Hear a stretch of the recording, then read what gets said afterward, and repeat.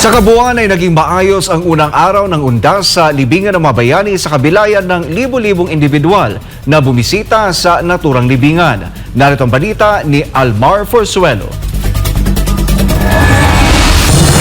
Umabot sa mahigit 30,000 individual ang naitala ng Grave Services Unit ng Philippine Army na bumisita dito sa libingan ng mga bayani sa unang araw ng undas.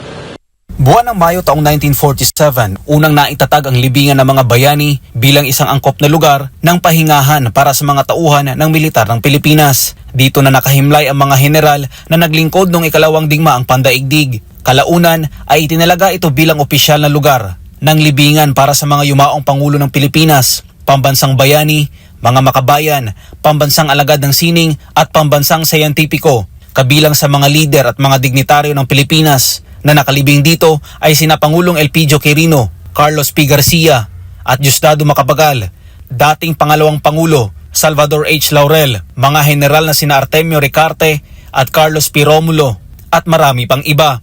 Habang si Fidel V. Ramos naman ang pinakabagong Pangulo ng bansa na inilibing dito noong Agosto 9 taong 2022. Kaya naman hindi nakatakataka na tuwing sasapit ang undas ay dagsa ang mga tao dito sa libingan ng mga bayani. Sa panayam ng SFNI News kay Lieutenant Colonel Elenita Altamirano, Commanding Officer ng Grave Service Unit, Army Support Command ng Philippine Army, as of 2 p.m. November 1 araw ng Biyernes, umabot na sa mahigit 300,000 individual ang pumasok sa libingan ng mga bayani para bisitahin ang kanilang mga yumaong mahal sa buhay. Mula kahapon na nag-open ang libingan ng mga bayani ng alas 8 ng umaga, tayo ay nakapagtala na ng 30,462 as of kaninang alas 2 ng hapon. Sa dami ng mga bumisita, hindi maiwasan na magkaroon ng traffic sa Bayani Road papasok sa main gate ng libingan ng mga bayani dahil na rin sa higpit ng seguridad at inspeksyon ay pinapatupad ng kasundaluhan katuwang ang kapulisan. Pagpasok sa main gate ay pinapaiwan ng mga pulis ang matutulis na bagay bilang pagsunod sa patakaran tuwing undas gaya ng screwdriver, lighter, cutter, gunting at iba pa.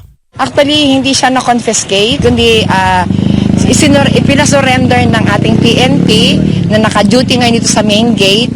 At yan nga ay mga equipment, dangerous equipment ay pinagbabawal natin na ipasok sa libingan ng mga bayani. Yung mga isunurrender naman na yan ay ibabalik din sa kanila yan kapag sila ay palabas na.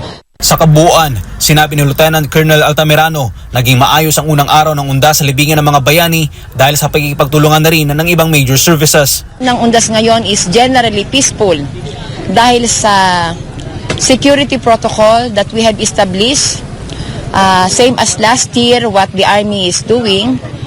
Mayroon tayong in collaboration with other major services, other agency, ating mga kapulisan at yung mga LGUs natin, the Bureau of Fire Protection and the MMDA, at yung iba nating mga uniform personnel na nandito is strategically deployed in libingan ng mga bayani. Yun ang naging malaking tulong upang ang unang araw ng ating undas ay naiisagawa natin ng may kaayusan. Sinabi ni Lieutenant Colonel Altamirano na magpapatuloy pa hanggang sa araw ng Linggo ang kanilang pagbabantay dahil inaasahan nila na tataas pa ang bilang ng mga bibisita dito sa libingan ng mga bayani sa mga susunod na araw. Para sa Diyos sa Pilipinas pumahal, Almar Forzuelo, SMNI News.